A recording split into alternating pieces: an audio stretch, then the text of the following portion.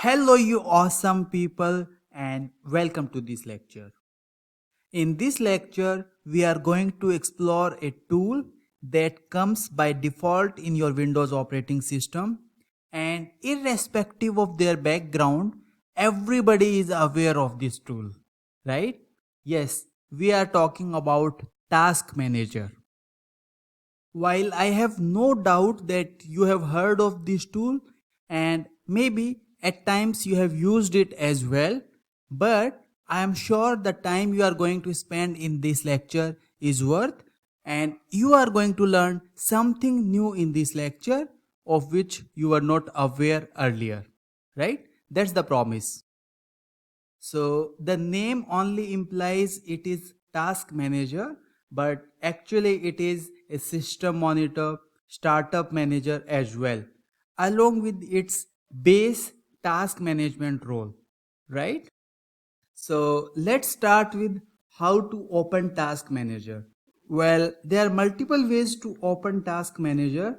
For instance, you can go to start and search task manager, and here is your application, or you can right click in the taskbar and you can see this option task manager, or what you can do is press Ctrl Shift Escape and it will open up the task manager for you. So let's spend some decent time in understanding this tool, and by the end of this lecture, as well as you will be able to make use of this tool in your day-to-day life. Alright, so let's start with the different settings available in this menu bar. So file and then run new task. So this acts as your run command window, and you can type here whatever you want and that process will get created. So as you have typed this, you can see a new process with name Windows Command Processor has been created.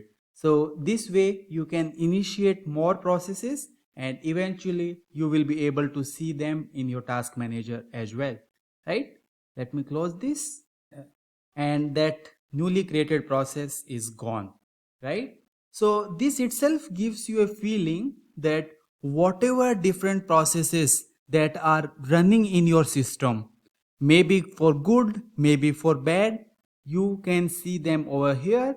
And when we say you can see them, you can even manage them. For example, this Notepad++ process, if I wish to close it, nobody can stop me from doing it, and you can see the notepad is gone, right? So this is the thing. Now when I say all kind of processes can be seen over here, what I meant is, so this is my antivirus process which is running and making my system safe. At the same time, if somebody has to steal some data and take it out of my system, he has to execute some process over here. So even for running the virus scripts on this system, the process has to be run in this task manager, which I can figure out and kill it if I want to. The thing. So all different processes are showing up here. Processes are grouped by apps. So as you can see in my taskbar, there are a couple of applications which I have kept open. So one application may create more than one process. So all different processes you can see in a single group over here. That is the beauty of this processes tab. So there are the applications which I have opened. There are certain background processes, as well as there are certain Windows processes that are being initiated by the operating system and doing some job. Moving on to next. So depending upon your system, you see more or less of these options, but by and large, CPU, memory and disk you will be able to see for sure. So for some reason, if your system is slow, you can always come here and see how much CPU is being utilized, how much memory is being utilized, or disk, right? And you can always click on it and sort it accordingly. So in my case, my system is very powerful, so it doesn't have lot of CPU utilization at the moment, But if it was like 98%, 99%, you can always sort it by the CPU utilization and figure out the culprit process and later analyze that particular process, right? For example, which are the processes which are taking high memory? I can click on this, and as usual, Google Chrome is the highest consumer of memory, right? Similarly, the disk utilization errors are also not very rare and you can troubleshoot them. At least you can start with your investigation using this task manager, right?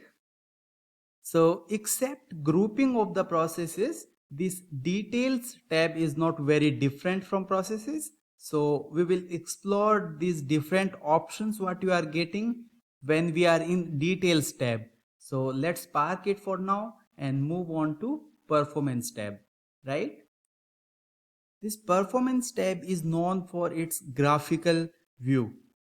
I'm not running many applications at the moment, so CPU and memory utilization is very less. Let me try to artificially create some utilization and show you the peak. Now, as soon as I came to this window, my task manager is gone, right? So, for some reason, if I want to keep it on the top, I can go to options and click always on top. So now, wherever I am navigating, task manager is going to be here only, right? So this is the use case of this always on top setting. I hope that makes more sense now in case you were not aware of this earlier, right? Now what I'm gonna do is launch a PowerShell window and type this command git child item recurse and hit enter.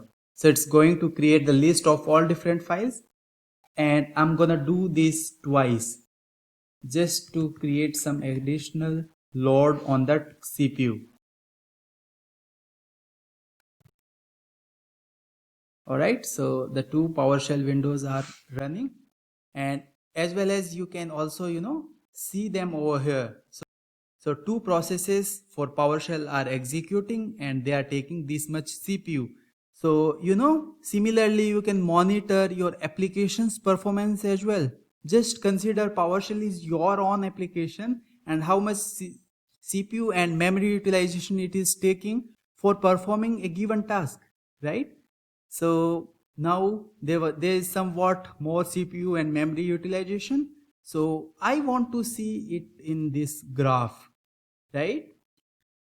So you can see when I have triggered these PowerShell commands, there is somewhat more CPU and memory utilization. So similarly, I can do experiments with my application and observe in doing what operation it is taking higher CPU, memory, disk, or maybe GPU depending upon your nature of application, right? So one way is I let these PowerShell commands complete and then only release the CPU and memory. Another thing what I can do is right click here and end this task. And as soon as I did this, that PowerShell process is gone. Another one is still running. That's okay. But that 10% CPU, what that process was consuming, I have simply released that, right? So this is the beauty of task manager. I can kill any kind of process, good or bad, right? So I am done with these PowerShell statements. No point in waiting. So I'm killing this process as well. And let's see, utilization must come down now. Yes, so it is just 10%, which was around 35% earlier. And that is the reason why this curve is downwards and utilization has become normal. So the same thing what we did with our PowerShell process, you could have done with your own application or maybe any other culprit which is causing high utilization, right? Okay. So now it seems like Task Manager is very nice place to start with troubleshooting your performance issues and system health issues, right? This resource monitor is an advanced tool for this monitoring, which we are not going to talk in this lecture, but you can always click on this and explore what it is, right? And here you are able to see the different specifications of my system and the current utilization data points, right? Moving on to app history. This tab shows resource usage information about Universal Windows Platform apps. That's it, right? So it is not very much helpful with respect to troubleshooting your system health, right? So let's move on to startup. So I want you to do this. Go to Task Manager and go to this Startup tab and see how many applications are available in the startup itself. And you must also observe their status is enabled or disabled. Now, in case you have lot of applications in enabled status here, then I can say for sure that your system startup time is very high, right? Is that the case with you? And if you want to get rid from this, you can disable couple of tasks from here and you will immediately notice whenever you reboot next time, your system will come up very quickly. So this is the thing. In the starting itself, we discussed task manager is much more than just, task manager. It is a startup manager as well. So this is the place where you can decide what are those programs which will immediately come up as soon as your system is up, right? Once they are up, you can of course choose them to kill or let them run, but they will start as soon as the system is started, right? I need not to make any change in this. In case you have some programs which are not that much useful for you, you can probably disable them.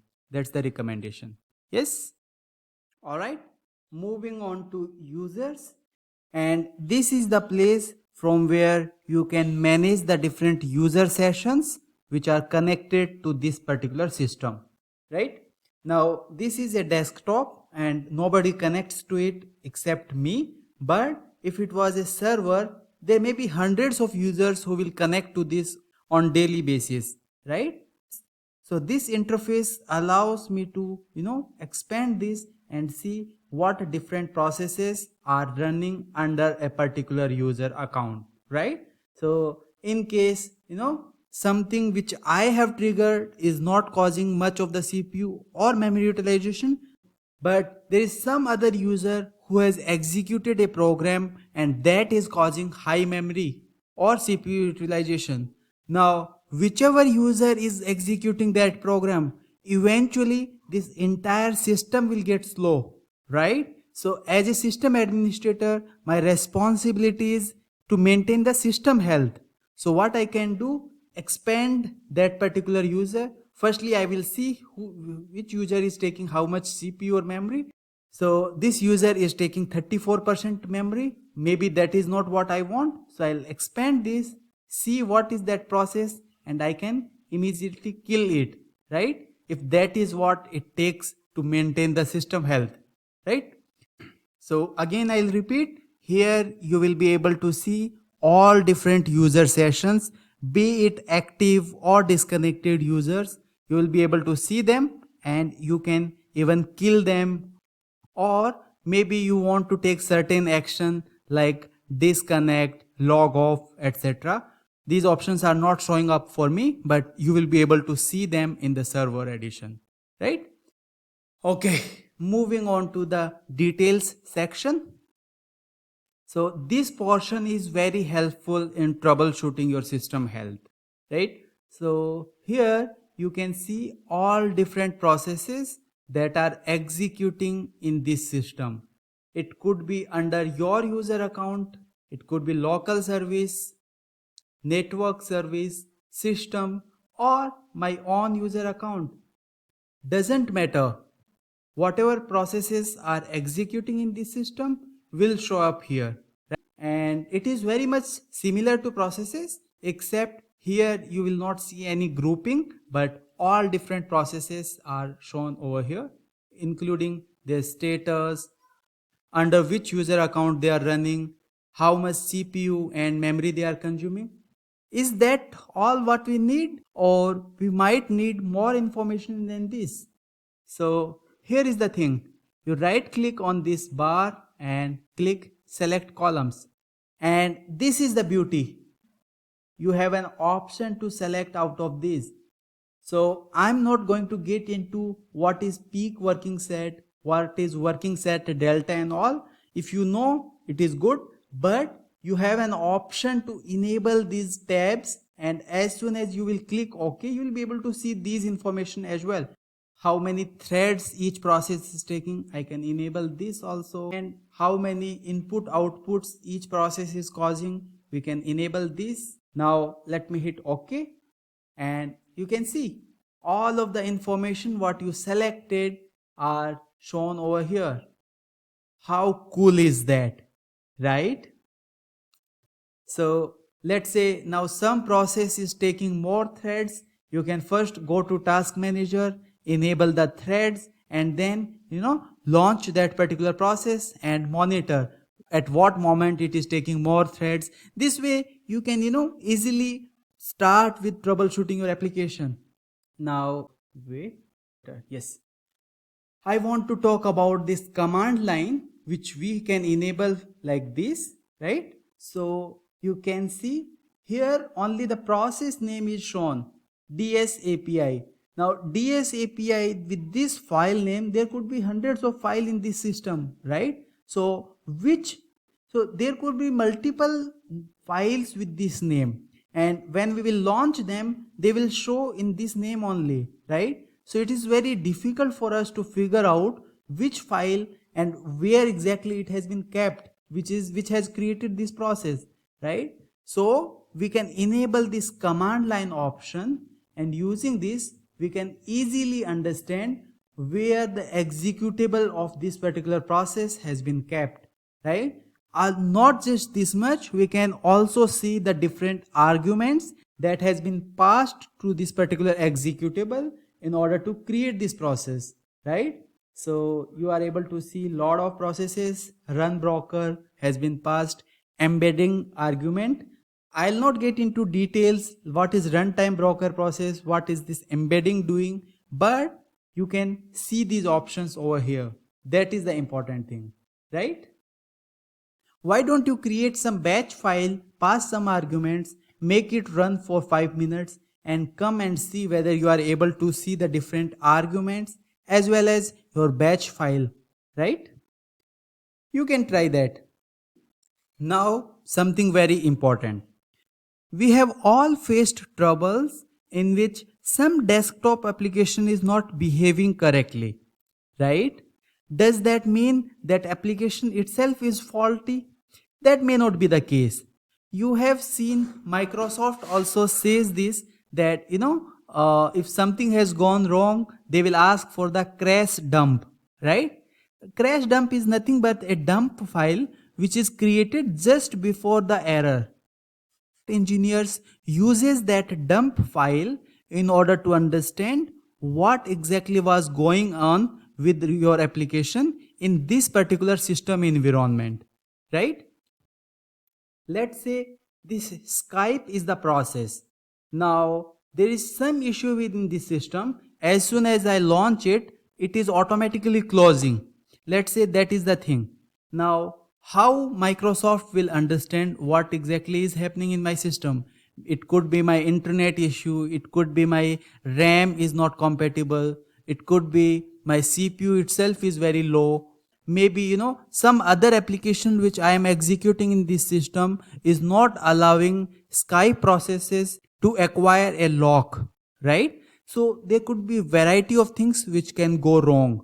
Now how Microsoft can help me in this issue, right? One way could be they will come to my home, take my laptop, execute their different debugging tools in my system, capture the information and go, right? So that is definitely possible, but not very much efficient for me as well as Microsoft, right? So what better could be done?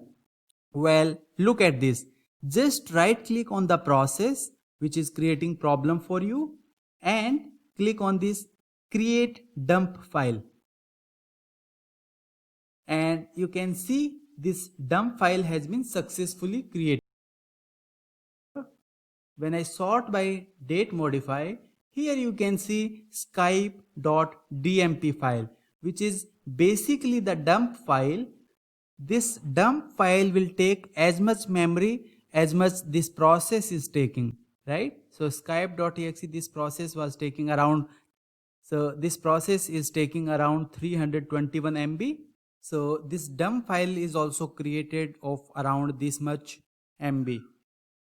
So dump file is basically a snapshot of a live process containing information about its current state, including memory, stack traces, thread information, module information, etc. So if you are a end user of this application, what you can do is, zip this file and send it to the team which is supporting this application, right? And if you are the team which is supporting this application, what you will have to do is, there are different tools that are used to read the dump files. So you can launch those debugging tools in your system, open this dump file, and it will provide you the complete information about what was happening with your memory at the time of issue, right? So next time when something wrong happens with your system, I'm sure you are going to create a dump file and talk to their support team in the technical terms. Hey, I have provided the dump file. When I'm going to get the resolution? Like that. Well, that will be an ideal situation both for you and the support team. Yes. So there are a couple of more options like set priority for your process or set affinity, etc. You should not play around with these options, right? These are very, very sensitive options. So unless the development team itself is asking to play around with these, you should not change these options, right? It might screw up your application fully. So moving on, you can right click on a process and click on this open file location, and it will open the location in which this particular executable is kept. You can do this pretty much with any other process as well. Yes. Okay. So let's say I have no idea what is this lsass.exe process. Is it a virus or what exactly it is? I need to understand. So what I can do is right click on this and search online. So what it will do, it will browse the information related to this particular process, and it has exact keywords, so you don't have to struggle in figuring out the exact article which is going to help you for sure. And this process is Microsoft's local security authentication subsystem service. Basically, so Microsoft's name itself tells me this process is safe, so I'll not bother about it more. But important thing is you can do the same for any other process. For example, this browser broker, and I will search online and this will get me the details about it, right? Okay, so browser broker is related to Google Chrome. So task manager is otherwise great, but with respect to managing the services on a system, it provides very basic features. So on very high level, you can start a service, stop it, restart, etc. But for their complete management, we have something called services. But that sounds like a story for another what if? Oh, sorry, another lecture? Yes. Alright, my dear friends. So that's it for this lecture. I hope after going through this lecture, you now have at least slightly better understanding than what you had in the beginning of this lecture.